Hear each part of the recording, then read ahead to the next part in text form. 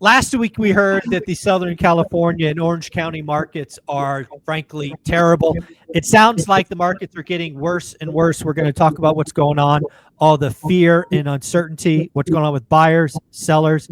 But most importantly, we're all going to talk about what do you do, if anything. We're going to have this conversation with the one and only Adrian Hernandez. How you doing, buddy? What's going on, guys? Yeah, a lot of uncertainty, a lot of interesting things playing a role in the market, right? Especially right now in this current time, we have a lot of protests going on in Los Angeles. Freeways are shut down, so there's also just there's as Southern California evolves, right? We are seeing, we have the fires, now we have this, and all these little things do play a little setback in the market. So it's I didn't even think about that. You're right. It's all over the news, all the protests in LA. I see them shutting down 101 every time they can. And I had forgotten just about the idea. We've had uncertainty, we have fear, and now you just have inconvenience. It's like, what? It's like, why are we doing any of this? Just let's do nothing. Do nothing is easy. Right. And it's already hard to, show houses in LA, and now it's even harder, right? So even though it's, some people may look at it and go, well, those that need to sell still are still going to sell. And yes, we're still going to get the leads, right? But there's still everything that happens. There's always going to be some sort of ripple effect, right? And unfortunately, housing just keep getting kicks and kicked and kicked. Well, that's the problem, because again, when you think about the housing market, in any environment, it's always two sides, sellers and buyers. Right. And to your point, every market, even back in 1981 and 82, some people had to sell. So those people still show up. Right. It's the 100%. Buyers. That's what Redfin highlighted and why it's such an interesting concept. We have a lot more sellers than buyers. So again, if you make it inconvenient, if you make it scary, if you make it uncertain, buyers just turn off. Yep. And thus, listings get older, price drops grow. It just becomes harder and harder and harder. It's never a problem finding sellers. It's a problem finding buyers. Exactly. And even the investors are super, super, super. I've never, we have investors calling us saying, hey, don't send me anything right now. Just don't send it to me. Unless it is so ridiculously cheap that if that was the case, you guys would buy it anyway. So don't send it to me. Yeah, which is really interesting, because I remember having a conversation 6 months ago with you screaming, and I think we actually had this on recording, basically saying, all of you flippers, AKA investors, you need to be buying better. Most of them didn't listen. Nope. So now they're stuck. Yeah, they're stuck with longer holding time. Their ARVs are wrong. Their margins suck. Their costs are different, holding costs. And I'm actually hearing from more and more flippers about this. Is almost, I think it was 2022 Q1 where everybody was losing money. It feels like we're heading into that environment where a lot of flippers are going to get spanked. Yep. It's interesting you say that. I was having that conversation. I've had it more than I've needed to recently with just our buyers and friends I have in other areas that are, they went in heavy on condos. Like I have one condo right now as a flip, and it is not moving. We're going to see if you're not, there's some, that 2022 may repeat itself, especially for those that bought big. There was one person I know, they bought 40 houses in January. They're still on the market. They're not. Yeah, and if you bought 40 houses and let's say 30 of them are above the median, good night. Good night. It's not moving. Yeah, it's not moving. So as we kind of go forward here, I see no reason. I mean, buyers aren't going to come back in LA. I mean, not in any numbers. I mean, why would they? It's still uncertain. The economy is still this. You've got protests, and now you're destroying downtown. I mean, do more and more people go, I've had enough and I got to leave? Do we get more Vegas movement, or what's going on? Oh yeah, for sure. And here's a prime example. I have this new Opal blocking app on my phone, so I don't go on apps. So I have to go through a process to release my Instagram. So I like that. Oh, it's really good, because it was there was nothing good about it. So here, let me bring up, this was pretty interesting. I saw this yesterday. So a 52 unit property in Silver Lake, right? Los Angeles, right? Really used to be a good part of LA, right? Yep. They bought it in 2022 for 15.6 million. Yep. It just sold. What do you think it sold for? 9. You're very good. 8.5. What a great guess. So 2022, guys, they bought it for 15.6. And today they sold it for 8.5. What is that? 8, 9, 10, 11, 12, 13, 14. That's a $7 million loss.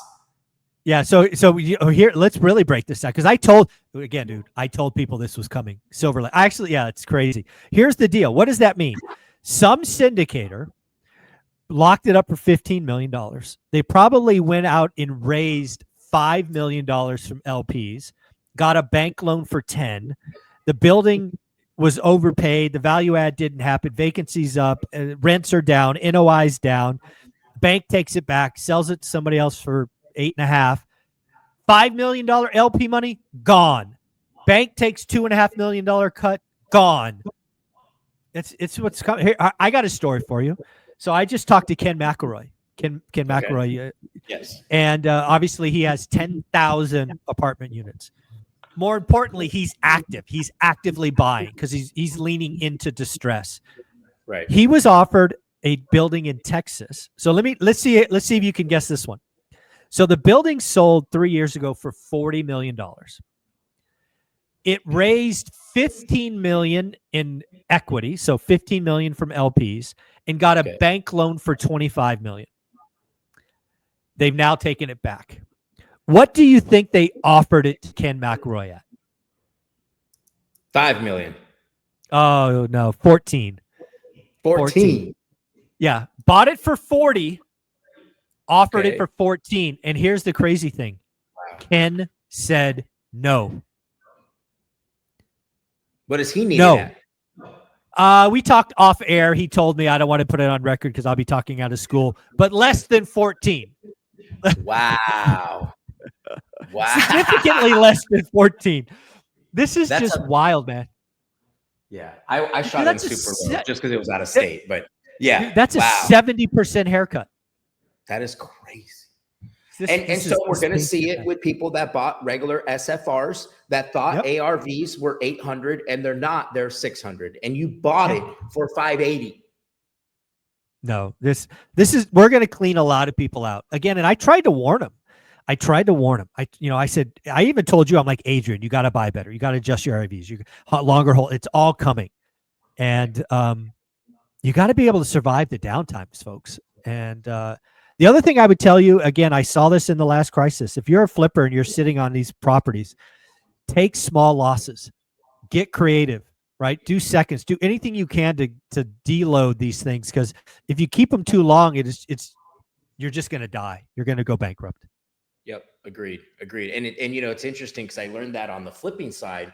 So now we're seeing that on the marketing side, right? Is, right now, a lot of people I know, they're spending a lot, right? And because of the deal flow, because of what's going on, you're not getting the same number of deals that you were at the same spend.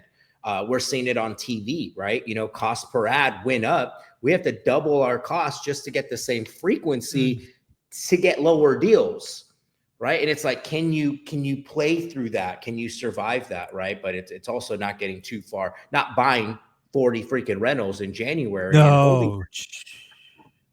So for everybody that is maybe thinking, okay, where can I get a deal, right? Right before we got on, I was talking to Zuber on like really diving in deep on the MLS, remembering all the videos that Zuber talked about when he talks about making those disrespectful offers.